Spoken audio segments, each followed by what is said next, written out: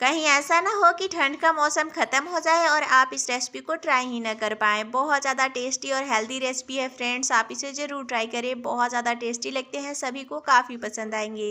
इसे बनाने के लिए कढ़ाई में तेल डालना है, लहसुन की कलियाँ, अदरक, हरी मिर्च डालना है। हल्का भूनने के बाद 2 कप जितना मटर डालकर इसे नरम होने तक भून लेना है।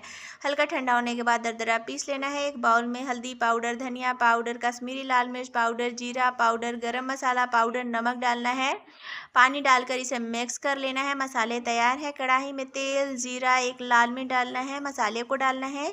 मसाले को भूनने के बाद हमें मटर वाला पेस्ट डालना है, इसे भी अच्छे से भून लेना है। गैस का फ्लेम हमें लो रखना है। अभी ये स्टफिंग अच्छे से भून चुके हैं। आधी छोटी चम्मच आमचूर पाउडर डालना है, इसे मिक्स कर लेना है। स्टफिंग तैयार हो चुके हैं। डो लगाने के लिए 250 ग्राम गेहूं का आटा लेना है, इसमें अजवाइन, नमक, 3-4 चम्मच घी डालना है, इसे मिक्स कर लेना है। थोड़ा थोड़ा पानी डालकर इसका हमें डो लगाना है, हल्का सख्त डो लगाना है। 10 मिनट के लिए इसे रेस्ट पे रखना है, उसके बाद इसके छोटे छोटे लोई को तोड़ लेना है।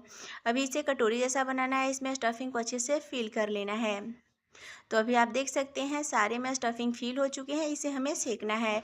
आप चाहे तो इसे आग पर भी सेक सकते हैं।